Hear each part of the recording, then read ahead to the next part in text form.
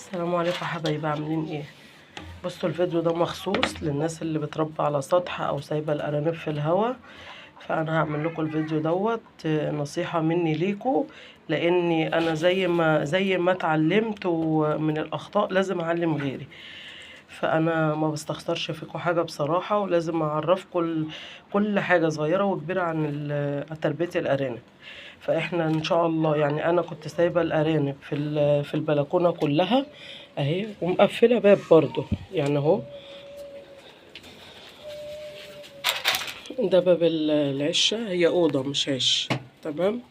وهم بصوا حتى عشان متعودين ان هم يطلعوا بره، بصوا اهو بقيت البلكونه اهي.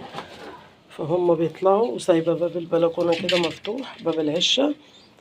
بس من بقالي يومين قافله عليهم، لان ما ينفعش اعرضهم للجو بتاع اليومين دولت اللي هو ما بين الصيف والشتاء. ده اسوأ جو، اللي هو ما بين الصيف والشتاء. يمكن ما بين الشتاء والصيف بيجي بالتدريج، ما بيحسوش بيه، انما الصيف والشتاء دي من حر قوي وشمس لحد الجو اللي احنا شايفينه اليومين دولت، هوا وعفرة وجاي حامل ميكروبات وكلام من ده. فانا يعني بقالي يومين بالظبط كده او 3 ايام قافله عليهم المكان اهو. المكان كله هو اوضه مش عشه يعني، وجواها عشه صغيره هي برضو. في الشتاء بلاقيهم كلهم جوه المكان ده.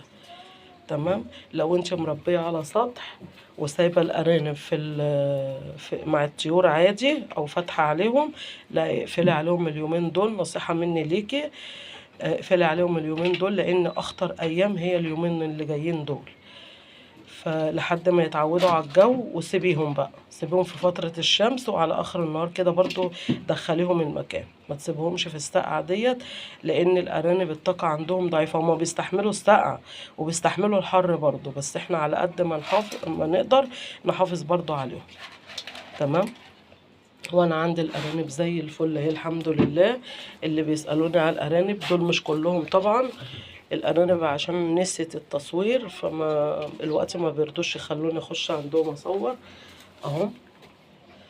وفي جوه الزلع برضو، وفي ورا الزلع اهو اهو. الحمد لله. بصوا دي يعني فيها كذا واحد اهي، وحاطه لهم البرسيم.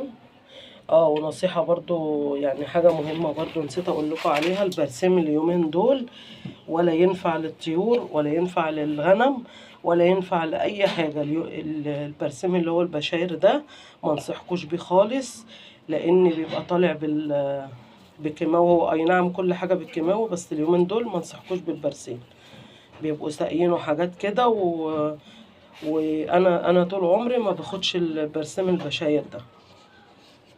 بعد مثلا ما يطلع البرسيم بأسبوع كده استعمله. ما بين الاسبوع وساعه ما اجيبه استعمل بقى ايه، بطاطا مكسره، خيار مكسر، بطاطس مكسره، اي حاجه في السوق، او جرجير او فجل او اي حاجه من ديت، اجيبها لهم واقضي اليومين اللي هو دول.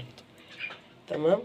يلا حبايبي حطوا لي لايك، واللي ما اشتركش يشترك معايا في القناه، وفعلوا معايا الجرس بالله عليكم. انا محتاجه وقفتكم معايا، لان الصفحه وقعت خالص خالص خالص. واللي عنده اي سؤال في الارانب، انا طبعا انا عارفه ان هيجيلي اسئله اليومين دول جامد، لاني انا نفسي ميت عندي ارنب من 3 ايام كده. بس لازم يحصل الكلام ده في اليومين دول. يلا حبايبي اشوف وشكم بخير.